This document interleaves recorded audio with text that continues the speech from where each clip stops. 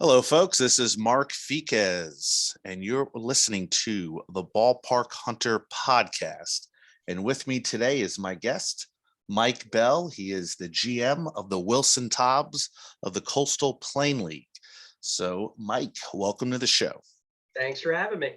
All right. So, you know, it's funny when I reach out to people to appear on the show. A lot of times I like to reach out to folks where I've been to the ballpark.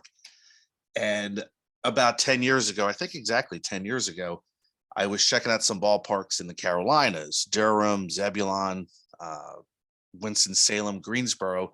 And one night I saw that there was a team called the Thomasville High Toms playing nearby. And I'm like, oh, that's not too far. Let me go check it out. So I go to the game, taking some photos, and I bump into a guy named Greg Swear, who is the owner of the High Toms. And he says, hey, how long are you out here for? I said, a few more days.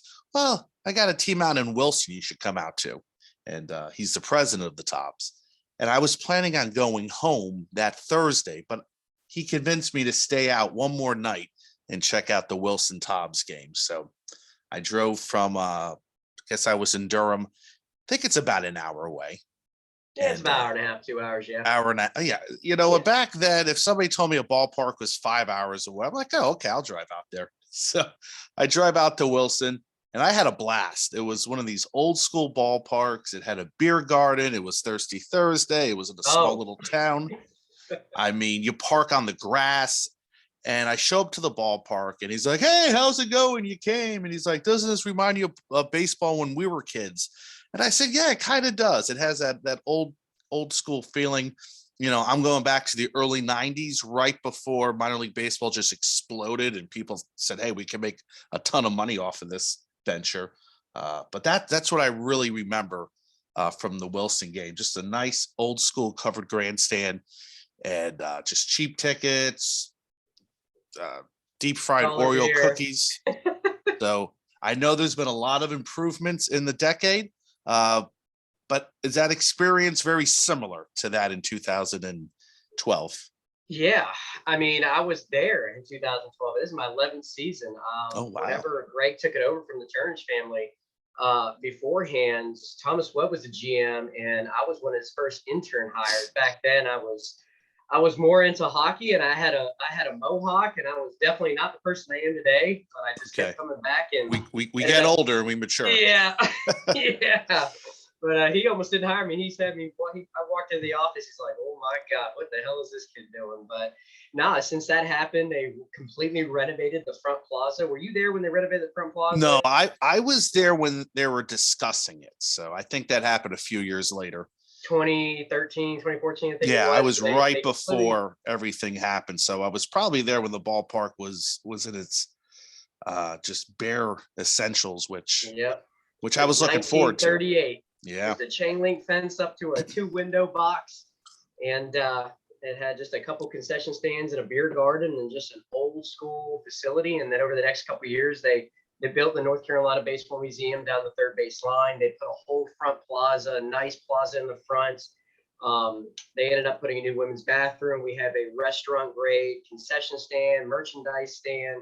Pretty much they decked it out, so you just feel it's very welcoming when you come up. Now it's still the grass lot, still the same grandstands. It's still the history of baseball. I mean, hot dogs out here are $2.50, $3. Beer on Thursdays, a select beer $1. I mean, you can't get pricing like this. It's what you can imagine with old school baseball. We're not trying to change it, and our corporate partners and the sales we make from that help us out.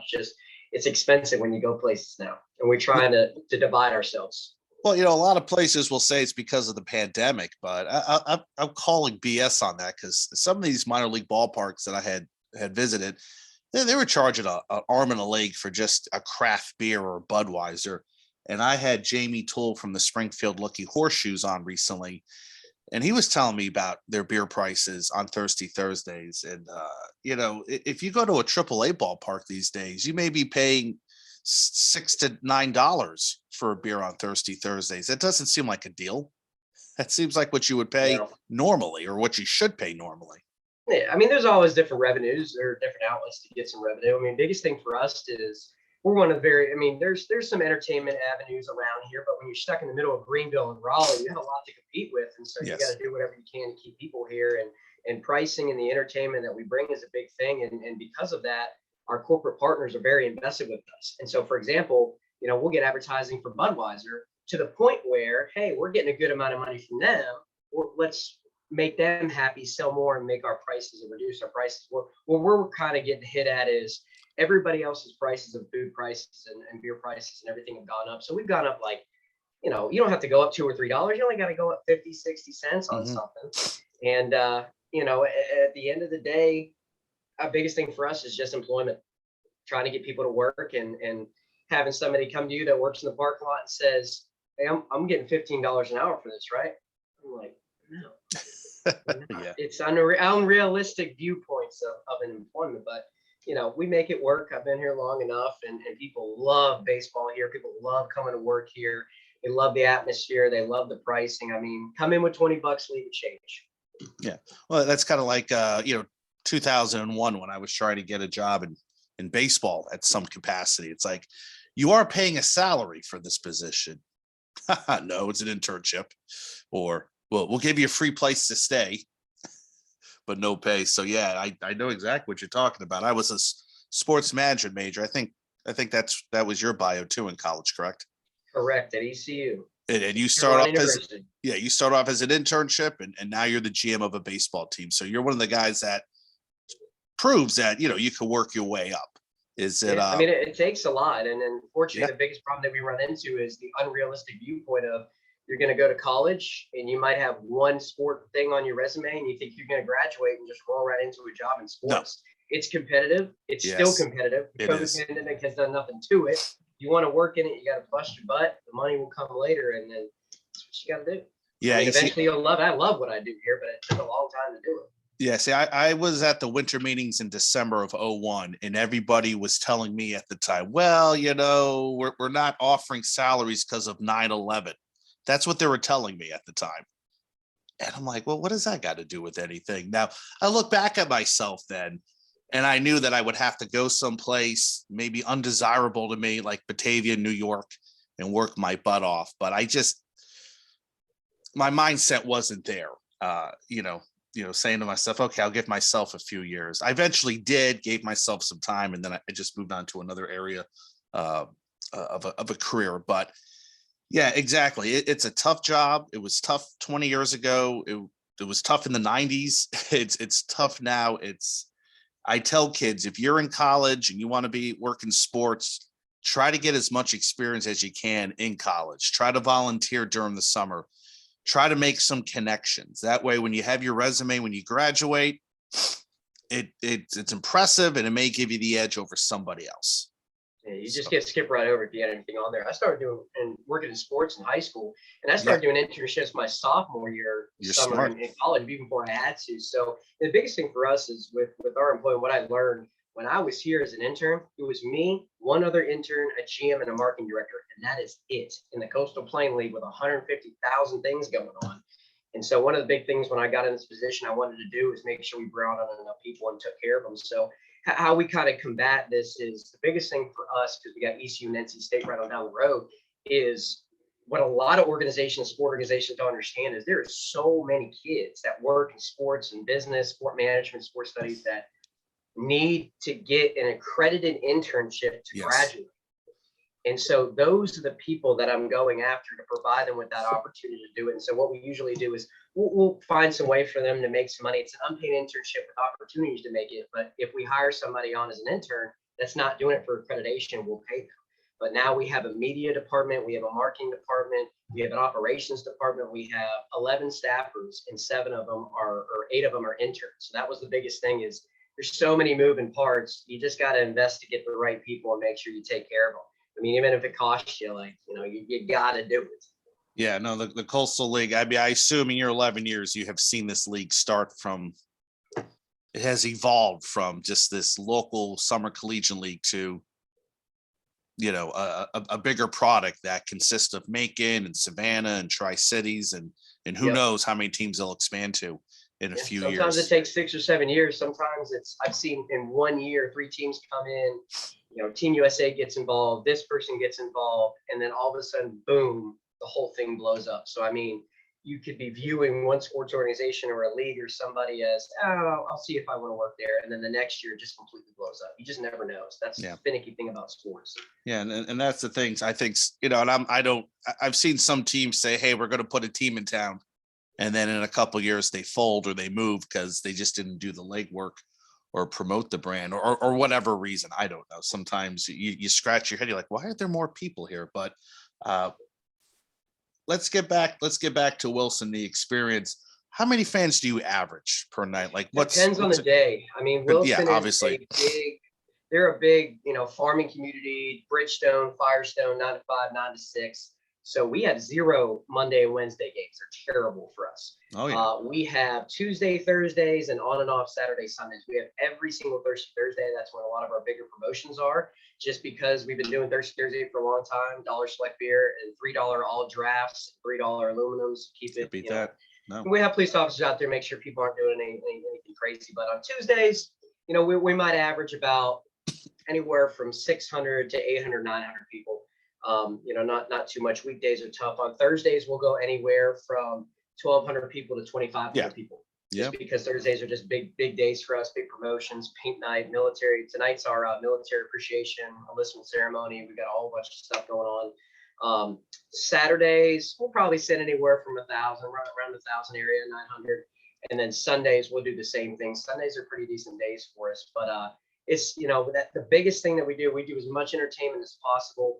Our parking situation is a little rough, just because you've been out here. There's just 500 people come to the game and all the parking's taken care of. But at the end of the day, people love coming out. We put on as best show as we can, but 95% of the people that come out just die hard baseball people that love it, that know it's been here, that are attached to the stadium tooth and nail. We have what I call unpaid characters at our ballpark. Tex doing the Cotton Eye Joe. And you've got some other people that, sit behind the plate and try to get people into it with a megaphone. You have those people that provide that atmosphere. A guy with a cowbell on the side always ringing it, that are, unpaid characters. Okay. Now, do they dress up or are they just normal fans coming in adding? They're normal fans, but I mean, it's to the point where, when you go to games and they're normal fans, but you always want to make it your job to do something that revolves around them because everybody knows that they're there. And so we'll incorporate them into the script. And so it's got that hometown feeling. It's got that diehard hometown feeling with a little bit of that new school entertainment mix. Yes. And then you've got all these college guys that are just looking to be drafted. It's good entertainment and good baseball.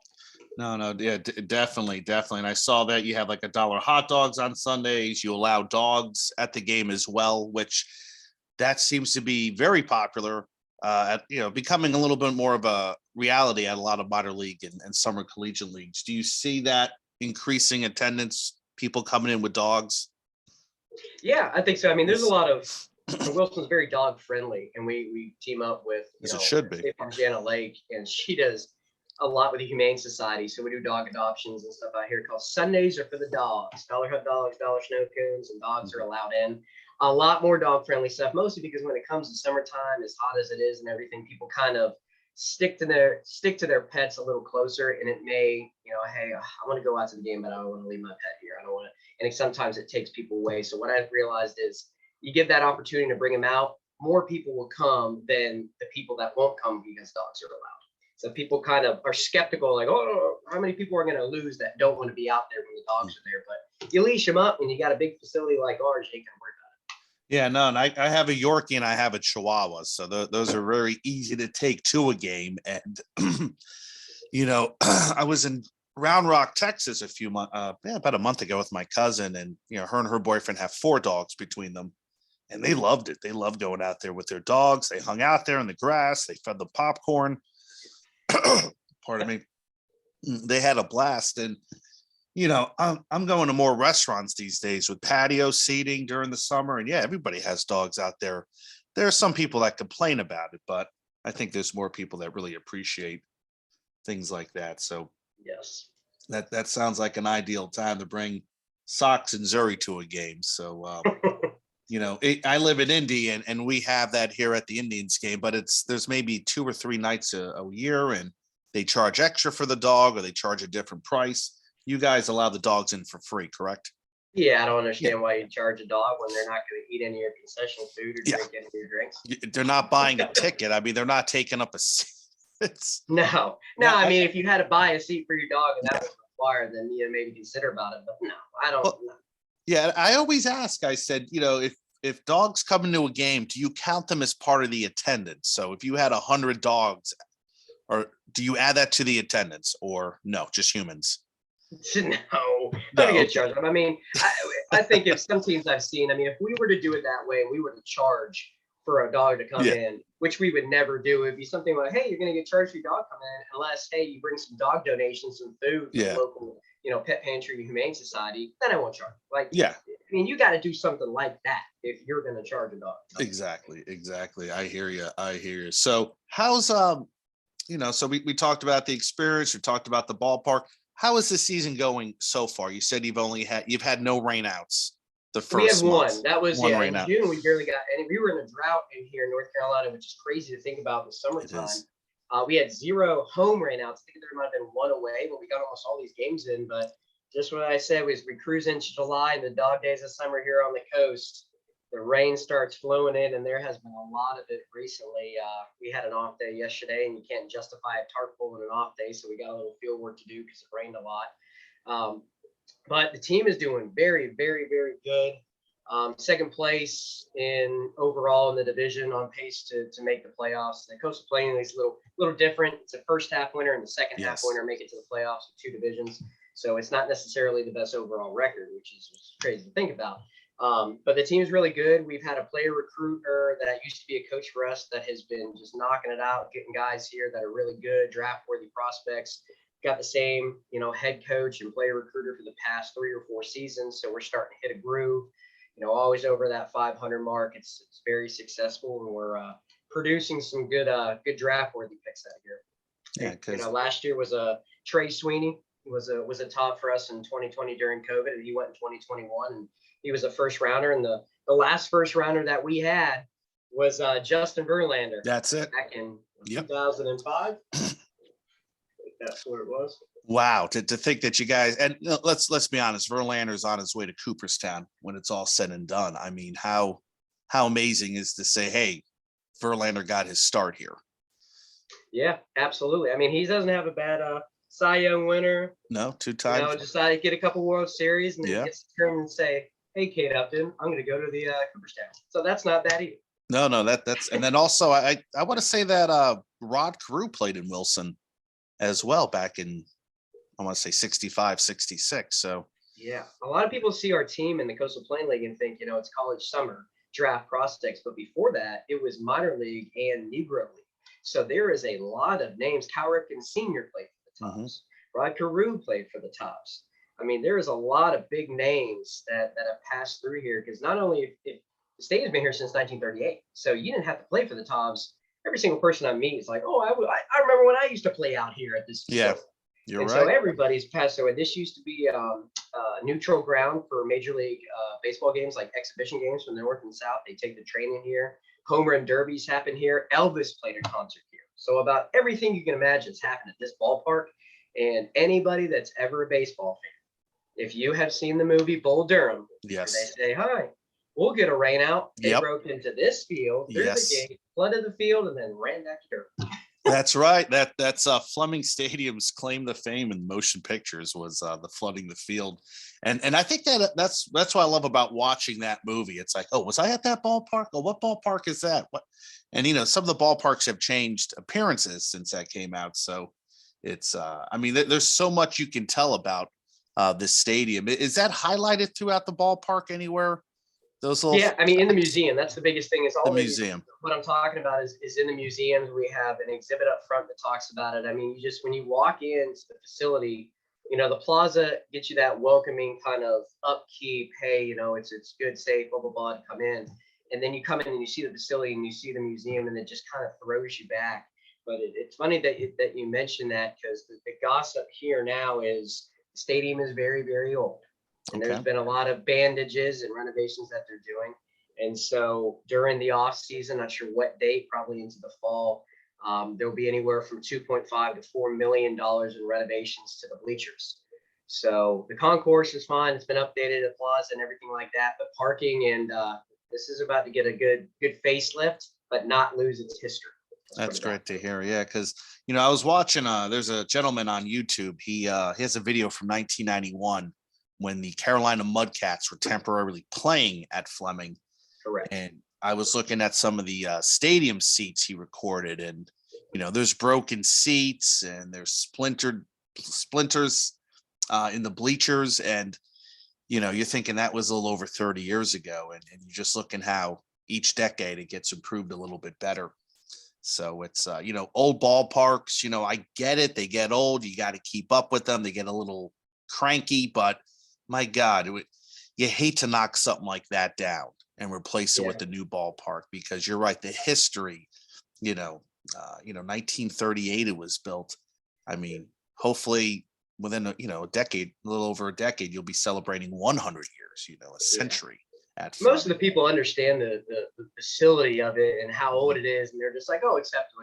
You got a lot of these people that come in, they're just like, how come these done? You need to fix this, you need to do that, and all this other stuff. And what we usually say is when they we'll take care of them, we'll tell them what's going on, but that's what we say is, the facility's been around since 1938. It's like asking a guy that's 85 years old to go over there and pick up that 200 pounds. It's like, come on, man. You're young enough, 85 years old, pick up that heavy box and carry it upstairs. Oh, yeah, that's the scenario you're looking at here. It's been carrying its weight for that long. Yeah, and it hasn't had a huge renovation until recently now. So that is put together well. No, you're absolutely right. You're absolutely right. So, and I tell folks, I love the old ballparks. I love the covered grandstands. I don't know why people I don't know why somebody says, hey, I want to put a team in a summer collegiate league. Let me just build kind of a covered grandstand. Let's have the old school look, a little more modern in certain spots. I just think these things are still great places to watch baseball. And I don't know why there's not more of them. And God bless the communities that keep them and, make sure they maintain the old ones. It's a great thing we have these collegiate wood bat leagues that move into these former ballparks. Because if it wasn't for these leagues, I don't know what would happen to them. I don't know if there was a big boom during COVID because all the minor league teams that got disbanded, and then the whole scenario about now they're responsible for covering pay for X, this, and that. There's two teams that popped up collegiately around us in Tarboro and in Clayton and other leagues. I mean, people are taking the opportunity. They're understanding that you put the investment into a facility for a college summer league team. One of the things people don't understand is we only have 28 home games. We run from the end of May until the end of July, and then we run into August. And when that's over, the only time we're ever not doing anything is when it's cold outside. So it gives us the flexibility to run fall leagues and college classics and conference tournaments and concerts out here and everything else that, other minor league or major league teams aren't able to do because they have 100 some game series. So, that's the good thing about college summer leagues and these facilities is it gives you in the community a more well-rounded event experience as well that people just don't put in. They just look at 28 games or 25 games and saying that's my only chance to make money. No, it's not. Well, I see that you have a fan fest on Saturday. Is that part of a Tobs game or is that a separate event? It's going to be before a Tobs game. Okay. It's the first thing we did. We just, we one of the toughest things to do for us is there's so many games and you want to do so many promotions, but you only have so much time to promote stuff. I know. And so this was something that we were kind of throwing together to kind of fill in the gap, and we want to kind of continue it. But we've got a youth home run derby, an adult home run derby. We'll have a Tobs home run derby, and then the winner of the adult will play the Tobs home run derby participant. We'll have a cornhole tournament going on, a bunch of inflatables. So this is kind of one of those, hey, we don't have too many games left. Come out, support the team, meet the team, get involved. We got some other cool things going on. So we're always doing pre-game stuff to pump up the entertainment. It's not always, hey, gates open at 6, game starts at 7. Come join the entertainment and watch a Tobs game. It's that plus coming early because we got blah, blah, blah, blah, blah, blah. Yeah. And then you're saying that you have other things besides Tobs games. How late into the season do you host concerts or other events at the ballpark? We don't host much outside stuff during the summertime because we have games about every other day, and Legion plays out here. So you've got Tobs baseball, you got our pregame stuff, you got Legion baseball, you got some travel baseball out here. You got to work at off days to get the facility all fixed up. But when we cruise through that, first week of August is playoffs, and then from the beginning of August to mid-September, we fix up the facility. The city of Wilson does a great job with that, and we fix it up, let it rest, and then we have a high school fall league. Then we'll have some concerts out here. Then we'll have travel baseball on the weekends, like every day. Then we go into shutdown during winter time. So the only time we're not doing anything is the 3 or 4 weeks when the season's end to get the field ready, and then from the end of November until the end of February during the cold season. But then in February, college classic, high school classic, events, civic club meetings out here, blah, blah, blah. I mean, it's just nonstop from the end of February until mid-August. Well, I'm just wrapping them around my brain. Baseball in February outside. Well, these northern teams are trying to escape. And it's unheard of. Yeah. Down those teams from the north who are getting already flooded out with the snow. And we said, hey, we got a tarp, we got staff, we ain't got snow. It may be 50 degrees, but you need 4 games, come and get them. Yeah, no, you're absolutely right. Like if you look at the colleges up here, IU, Purdue, they have a game on February 10th, but it's in North Carolina, it's in Florida, it's in Georgia. You're right. You can't play up here. You may have a fluke day, but I mean, even in March, the rain, one day it's 40 degrees, the next day it's all over the place. It's unpredictable. Yep. So head down to the Carolinas. Now I see that you have a pink jersey behind you. Is that for breast? Yeah, let's there you go. That's kind of a neat look. Is that for I assume that's for breast cancer awareness, or is that another? Yeah, there's a good stack. I mean, like I said, I've been here a while. We've got next Thursday is Park Paint Night. And just like a lot of people do with their pink jersey auctions, 99% of the community events that we do, we wrap around our games. The money stays in the Wilson County area and it's trackable. So instead of saying, hey, donate to breast cancer awareness to the Cancer Society, and then you don't really know where it goes, all our money that we raise is trackable. Homerun for Hunger, Pink Night, Military Night, whatever it may be. So next Thursday, we've got Park Paint Night. We got a Doctors versus Lawyers charity softball game. We got a pregame band. Our jersey auction, which if any teams ever listen to this, we use an app called Live Source app. And it's an online bidding app, and it's extremely simple. We put up our jerseys or our bats or whatever we want to do on it. People create an account, they put their card on file, they click the event, they bid, and if they get outbidded, they get a text message, which is huge because these parents that want to bid on it that aren't at the game, instead of calling in or looking at online or whatever it is, they can just get a text rebid. So it's very efficient. It's called Live Source app. So that's where we do that stuff from. Yep, Live Source app. And all the money that we raise for Park Paint Night for the jerseys goes towards the Wilson Community Health Center and the Pink Ladies of Wilson to pay for women in Wilson who can't afford mammograms to get the treatment and make sure they're checked up and are taken care of. Yeah, well, I'll always support breast cancer awareness. My mom was a survivor, so that's a great cause, and it's great to see that going on at a lot of different baseball stadiums throughout North America. So that's awesome. Okay, a couple more questions. The Tobs is short for tobacconist. Yes. The tobacco leaf. I love the tobacco leaf on the cap. I have a couple caps. Yeah, I wait. I don't know who I contacted, but I wanted to order the cap. It was sold out online. Somebody emailed me saying, hey, we'll get it up in a couple weeks. Just give us some time. So it's a classic hat. Any brushback from having a tobacco leaf on your cap, or is that just something you would expect in your area? Not really. I mean, that's what a lot of people were. It has been the Tobs, the tobacconists, the bugs since 1908. And so the history of it alone is enough to keep people at bay. But I mean, some people are like, oh, it's tobacco. It's, blah, blah, blah, blah, blah. It's not kid friendly. I get it. It's like Wilson used to be the #1 tobacco manufacturer in the world. And it's still up there, but it's not #1. And so they really grip onto that. And so, we don't go around saying tobacconist. We say Tobs. And, our mascot, his name is Slugger, and he's a tobacco worm. So we have the history, yes, we're the Tobs, yes, we're the tobacconists, but we're not pushing into the younger face, the family's face, or anything like that. It's just what it is. We're not sitting here saying, hey, tonight is you get a free cigar when you enter the game since we're the tobacconists. We're not doing any of that stuff. But what I will say is that hat that you're wearing, one of the best things that we did that Greg pioneered was the older hat we had just had a tobacco leaf. Yes. So when you had tobacco leaf, there's tobacco leaves all over the place. The brand was like, oh, well, what is that? And people just thought tobacco leaf. They didn't, relate it to us. And so we threw the W on it, and then it turned into Wilson is a big tobacco area. And then all the merchandise and everybody just sucked into that, and they really, really enjoyed it. So that brand recognition, all we did is ended up throwing a W on top of that leaf after a couple of years. And now it's the Wilson Tobs, not just Tobs and tobacco. Oh yeah, it's a great looking hat. I think you guys had a lot of discounts, and I was like, "Oh my goodness, what should I get? What should I get?" And there was a parish. Expensive, like I said, there's hats are only $20.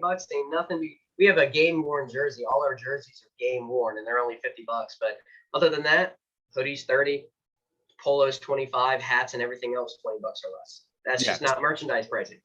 No. I mean, I've been to some gift shops lately, and it's like $45 for, and it's pretty much a very similar hat that I have on. Maybe it's an on-field hat, I guess, but like $45. I think I was in Lexington. I'm not trying to diss Lexington, but it's like, okay, that's a little high. It's the same hat. That's a zipper hat, and that's the hat that we get through our league, and that's what a lot of major league and minor league people get. So it's not like you're getting a bush league hat. Yeah, no, exactly. Major league minor league gets. Yeah, I would say the cheapest. I was at a summer collegiate game in Cincinnati, the Great Lakes League. They had hats for 15, which is insane. I'm not expecting people to charge that, but yeah, I would say 15. I would say 20, 25 would be a good price.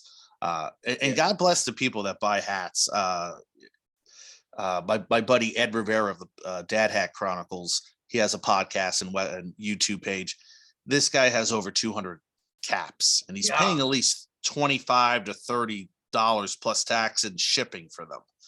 Yep. I think the amount of hats he bought was probably how much I had to pay for my new air conditioning unit a couple weeks ago. So yeah, let me let everybody in on a secret. Even with COVID going on, not a single team that you're buying a hat from is paying double. Let me put it, is paying double digits to get the hat in their hand with it. Yeah. So it's, my thing is, if I'm a team, yes, I'll try to get as much as I can, but I'll also say to myself, how many people do I want to buy my hat to represent the brand? Like, I live in Fishers, Indiana. I've seen about 4 people with Savannah banana caps just because they're getting that attention. So it's, and I don't think they charge shipping and handling, which is a nice thing, but at the same time, that's another area. There's some teams that charge about 12 and they blame it on the U.S. Postal Service. And I'm thinking, okay, how can they charge 12 but somebody charge 6? I don't know. We charge shipping. I think it ends up being like $4 or $5 an item because it's by weight. Yes. We have a partnership with UPS, and so if you order a jersey, if you order a jersey, it's like, and that's all you get. We only charge like $5 or $6 for shipping, but it costs us like $7.50 to ship a jersey because it's all weight. Yeah. See, so, and I get that. Sometimes sometimes it's not up to you to charge that. So I understand. Yeah, it's kind of how I am. Anyway, last question: best place for barbecue in Wilson? Oh man, is that tough? That's a tough one. It's a funny story. Is I may not be the best person to ask. I'm actually from Pittsburgh originally, and I moved with my family down to Charlotte, and that's how I ended up about the Toms. I'm a big hockey guy before baseball, which is crazy.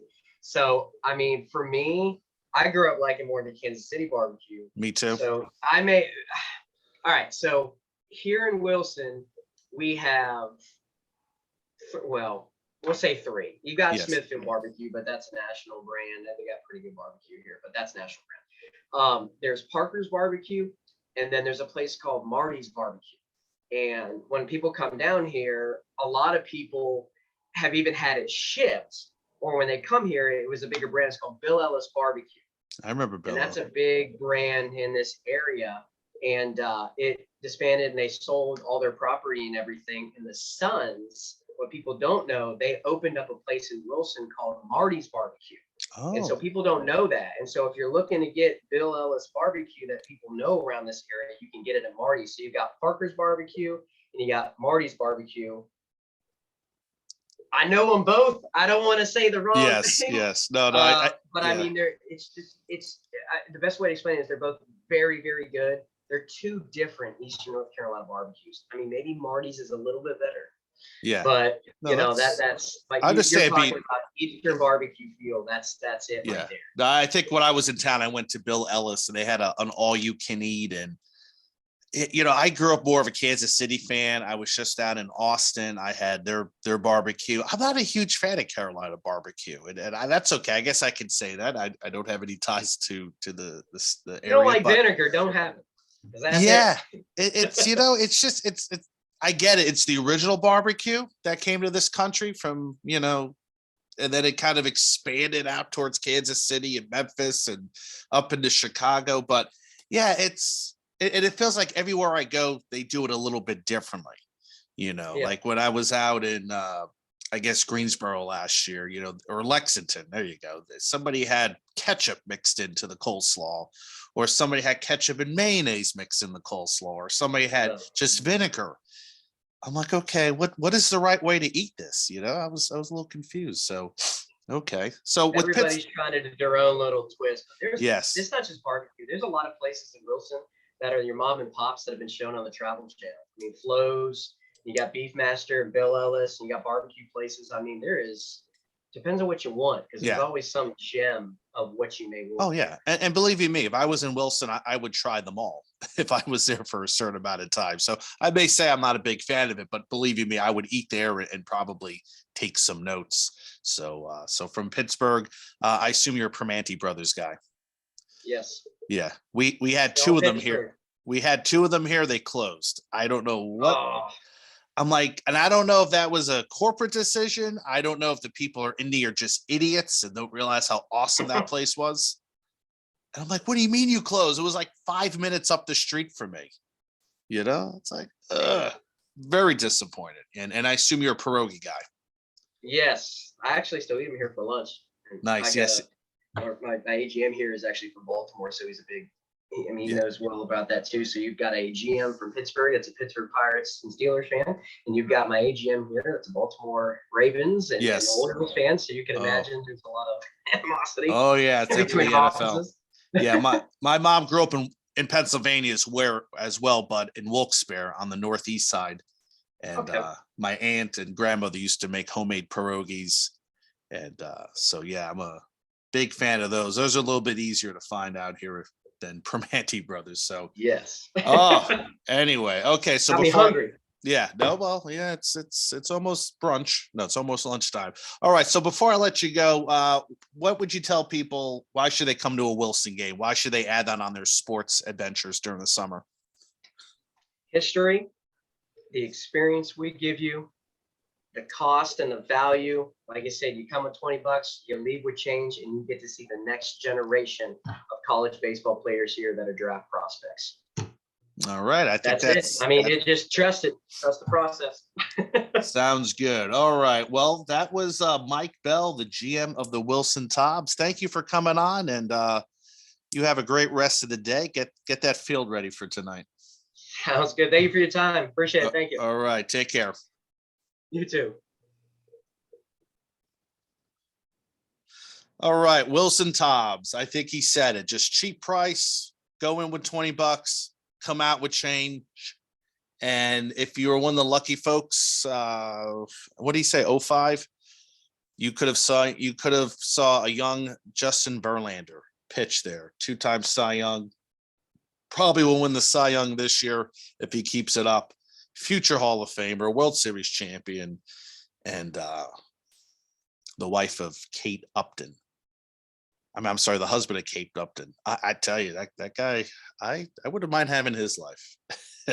And as he gets older, he gets better too. So, that's the thing about go to the Coastal Plain League. Not saying everybody is going to make it up to the big leagues, but you'll see somebody. You'll see maybe somebody in the minor leagues make it. These are young guys that are trying to prove themselves, trying to get that experience.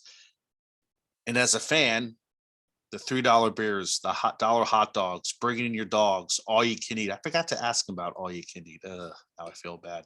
The fan fest, the hats, the merchandise.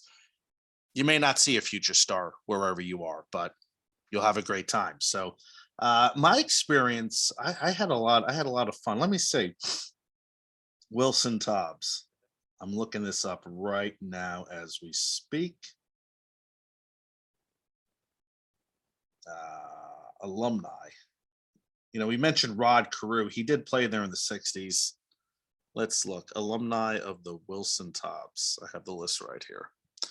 So anybody that stands out, except for Mr. Verlander. Okay. I'm having some issues getting online here, so I'm not going to bore you with this. If you can think of somebody, please let me know. Yeah, Justin Verlander. But yeah, anyway, I had a wonderful time. I remember it was right before the renovations. I think the renovations might have taken place the next year, and they were telling me about it. And I think I saw pictures or photos. But this was baseball like it used to be. And I remember it was like $1 or $2 for beer at the beer garden. I do have some video from that on my YouTube page. It's from the North Carolina Ballpark Tour one. I'll probably link that to the information box here. And you had the Hall of Fame that is free of charge. You can just walk in there. That's down the third base side. Covered grandstand. The scoreboard wasn't working that night, which was funky. And they said, "Oh, the scoreboard's not working. Don't criticize that. Don't criticize us for that." Because I think I was writing for Our Sports Central or Ballpark Biz at the time. It might have been Ballpark Biz, and I was writing a story about these ballparks. But yeah, I had a blast there. I mean, I love going to a small town that has a ballpark, and you just sit back and watch the game, get some food, take some photos, take some videos, and then you leave saying, "Wow, I had fun." And sometimes I'll go to a stadium, and if I get there a little early, I leave early because number one, I want to beat some of the traffic. Number two, it's like, okay, I'm just been traveling all day. I'm exhausted when I get back to the hotel. But I remember at Wilson, I think I stayed towards the end. I had that's how much fun I had, and that was after a grueling week of going to ballparks. And let's see, Kingsport, Bristol, Winston-Salem, Greensboro, Thomasville, Zebulon, and Durham Bulls. And that was also the infamous trip where I arrived at Burlington to see the Royals. They were the Royals at the time, and they had a night game. And I thought they had a day game, but they had a night game. So I wound up driving to Zebulon that had the day game. So I must have got mixed up in the communication. And that's when I snuck into the ballpark. And I'm going to add this on to this story because it's one of these funny stories to talk about. I show up at Zebulon, which is home to the Mudcats, 5-County Stadium, I believe is the name. And there was this giant line of campers. I was like, "Oh my goodness, what's going on here? I don't have time to wait."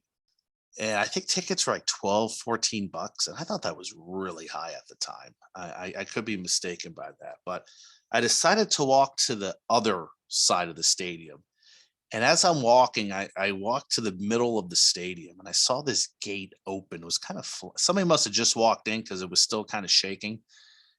And I'm like, huh. And I had a bag with me.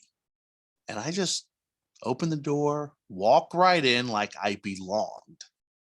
And there was some interns or some workers there. They didn't say one word to me. In fact, some of them were smoking cigarettes. This was at a time when you could smoke on the concourse or certain spots of the concourse. Maybe you weren't supposed to, but it was 10 years ago. So I'm sure those folks are long gone. Long gone, not long gone off this earth, but long gone from working for you guys. And I walk right in and nobody said a word to me. And I was like, "Oh my God, I pulled this off. I just snuck into a stadium." And I tell my buddy Steve, and I said, "Yeah, this is what I did." And he's like, "You know what, Mark? We're not young kids anymore. Like those interns are probably 18, 19, 20. And at the time I was in my mid 30s. He's like, "They look at you as an old guy." Like, and I start doing the math and I got a little bit depressed. If I had just bought the ticket, I would have felt a little bit younger, but it's just want to tell the folks at the Mudcats, haha, you didn't catch me. I snuck in. So anyway, funny little story there. Believe me, if I go back to the Mudcats game, I'll buy a hat or two or something to make up for that loss of revenue that July afternoon in 2012. I almost said 2002. That tells you how old I am if I can't decipher between those two dates. Well, that comes to the end of another podcast of the Ballpark Hunter. So just want to thank Mr. Mike Bell, GM of Wilson. Like he said, his 11th season. So he was there. His first year was my visit there. So that's amazing that he started off as an intern and he has made his way up to a GM. And he's probably doing a lot of different work at that stadium because you got to wear many, many hats. But he's having fun. And that's what it's all about. So, wow, great interview. I hope you guys enjoyed it. If you like this content, please check out the rest of my Ballpark interviews with people from around the world of baseball, minor league, summer collegiate. I feel like I do a lot of summer collegiate, which is fine with me. I also talk to folks that, have podcasts like Anna from the Bucketheads, Baseball Buckethead podcast. Ed from Dad Hat Chronicles. And I haven't had Mr. Caputo on my show from Baseball by Design. I need to have him on here. He's got a really good podcast. I usually listen to him when I'm mowing the lawn or working out. I was actually listening to his podcast the other day when I was water pressuring my deck because it's got to get done. I'm not paying somebody $1,000 to do it. I'll just listen to some podcast or Paul or Ed or Anna, and I'll do it that way. And there's tons of other great ballpark baseball podcasts. So if you're happening to listen to me on Apple, can you do me a favor? Can you give me a rating? I only have 7. Like Caputo has like 5,000 of them. Ed has about 2,000. Like I have 7. Like, what's the deal with that? And I have an ego, but they've been doing it for a while, and then they do a little bit of a better job. So I give them props to that. But you can also check out my MySpace, not my MySpace page. You could check that out. Good luck with that. You may find something from like 2005 with me looking like a buffoon. You could check out my YouTube page. I have over 1,000 subscribers. I got to reach that 4,000 hour mark. So if you can watch a bunch of videos, I'd appreciate it. Make me happy. Also make me some money. So that's Ballpark Hunter on YouTube. You can check me out on TikTok, Twitter, Instagram, and you can read some of my articles on Stadium Journey. Stadium Journey is going to have a new look soon, and it's going to be amazing. You're going to love it. You're going to just think this is the greatest baseball stadium / sports stadium site ever. So anyway, thank you guys for listening, and shout out to Zach Beeson out in Richmond. Check him out on Twitter as well. He's always wearing cool hats of minor league teams. Another huge fan of the sport. So until then, guys, keep reaching for the stars. We'll see you next week that's the wrong show. Stay safe, be humble, and happy journeys. We'll see you next time. Take care.